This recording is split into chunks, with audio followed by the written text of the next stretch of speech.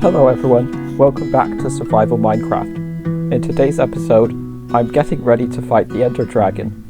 But in order to do that, I wanted to chop down a lot of wood so that I could build a creeper farm, because I wanted to use rockets once I've gotten an elytra. Did you know that Mojang has recently announced the spring drop for the 2026? They're going to overhaul all of the baby animals, and I think for the most part they are quite cute. And they are also adding new sounds for them as well. People are theorizing that they might even update the baby mobs. Do you want them to add a baby creeper? That could be quite funny. What other new drops do you think they will add?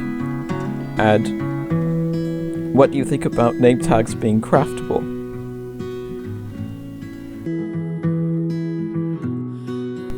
Now that that was finished with, I decided to mine up some more obsidian to make some more portals. I planned to find the stronghold using chunk base and my nether highway, which is not finished yet, of course. So I sped up the footage of me gathering some obsidian, because otherwise it would take quite a while to watch. With my supplies ready, I gathered up a bunch of iron, way more than was necessary, and I got prepared to make the creeper farm. I was using a design that was a mixture of old and new. It uses trapdoors to prevent all mobs except creepers from spawning. And here you could see the progress we made in the previous episodes. Let's go have a look inside our factory. It's looking quite good, but I forgot to add buttons, so I added some right now.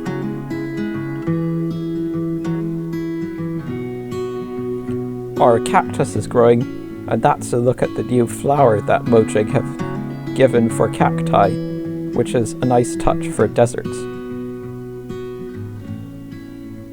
It's nice to finally have a use for the windmill, and that's how I get into the nether portal, because I don't want any piglins to spawn in the overworld. I apologize for the lag. I am playing on my laptop, so it does get quite laggy sometimes. I lit up the surrounding area in the hopes of preventing mob spawns. It took me 3 tries to try to find an ocean biome to make the mob farm, because it kept spawning me underground in caves. That was quite frustrating.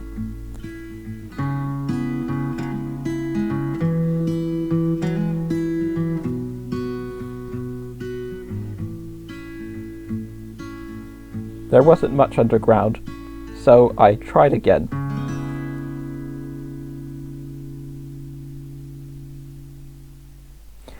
Thankfully, 3rd time was the charm, and it spawned me at the correct place that I needed to be, which was in an ocean biome. So I pillared up to the surface of the ocean, and of course it was nighttime. I did not want any drowned to spawn because they can be quite deadly, and I still hadn't died yet. I slept the night away, and I pillared up to Y200, because in my experience I found that was a pretty good level to get mobs to spawn. I'm just using the standard old-fashioned mob farm. Oh, and I also found this cool coastal place, kind of like an island. So I do plan to build here in the future. Now that I was up at the platform, which was a correct height for mobs to spawn, I placed some hoppers and chests. Because I'm only having creepers spawn, I decided at first I wanted to use campfires, but then I changed my mind and decided to use fall damage. So I made this drop chute be about 30 blocks tall. I apologize if this time lapse is too jarring. Let me know, and next time I will avoid them.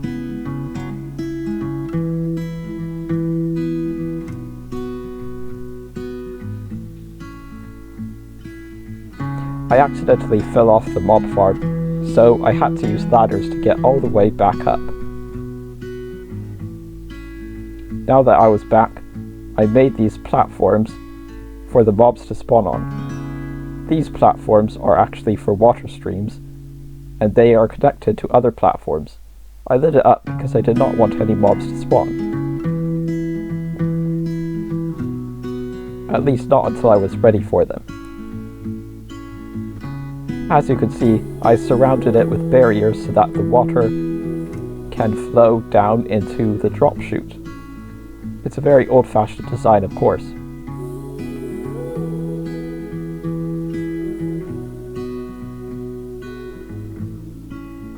Now I've made the platforms, and I'm only using 4 of them right now, but it turned out to be a bit slow, so I might add more platforms in the future. I kept misplacing blocks, which was a bit annoying.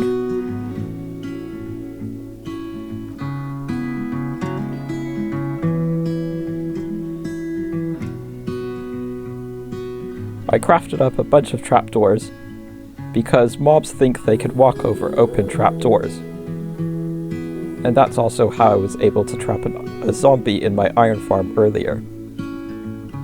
I made some walls to block out the light and prevent mobs from falling into the ocean.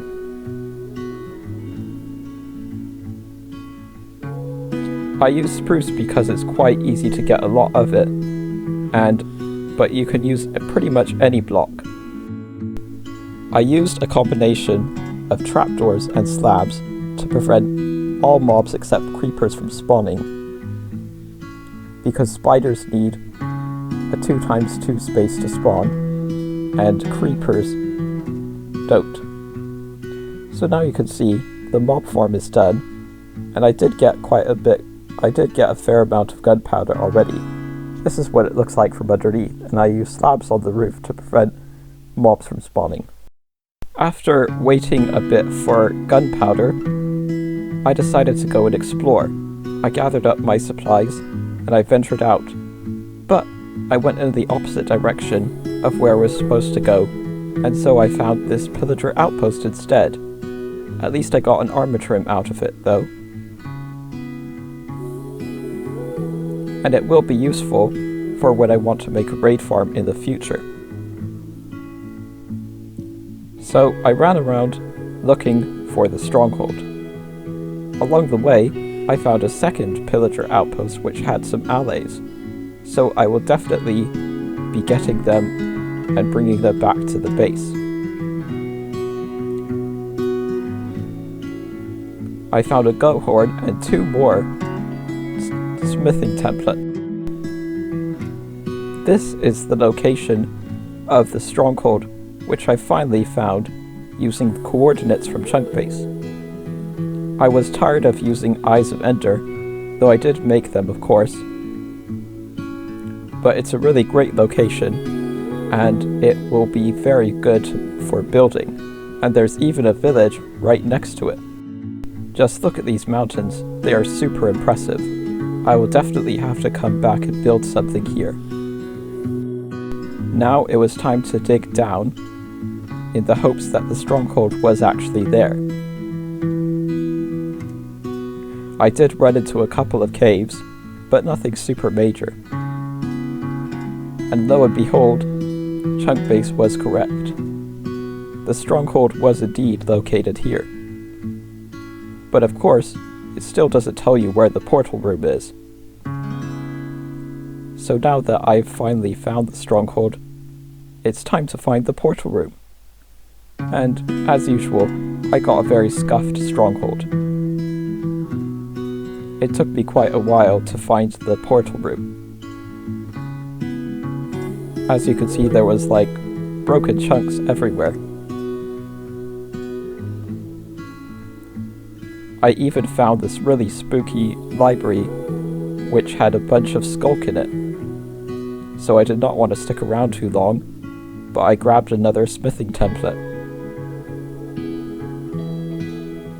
And these zombies tried to ruin my day and end my adventure, but I wouldn't let them.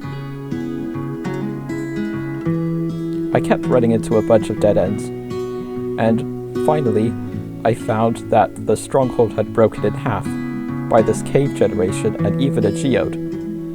But I found some diamonds as well, which was quite nice. A creeper surprised me, and I ran out of torches, so I had to use my flint and steel. And then this silverfish spawned, which can just happen from being in mountains. But I hoped that the stronghold was nearby, and it was. There was only one Eye of Ender, but I found this weird passageway to the right. I've never seen that before, because normally there's only one entrance to the portal room. So this stronghold is quite unique. I lit up the other rooms to prevent mobs from spawning, in case I died.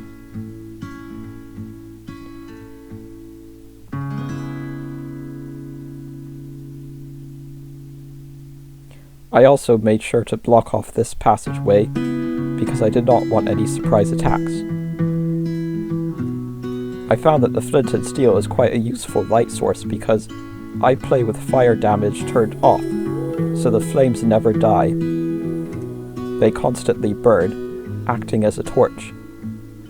However, the durability of the flint and steel still goes down, and of course the flames can be put out by water. I hope you enjoy the next clips, because I will not be talking during them. I did set my spawn, and I placed all of the Eyes of Ender, and I turned the dragon fight and end busting into... I hope you don't mind that I won't be talking during this fight scene. I wanted to make a cinematic cutscene of sorts, so I hope you don't mind. Without further ado, let's go and attempt to defeat the Ender Dragon.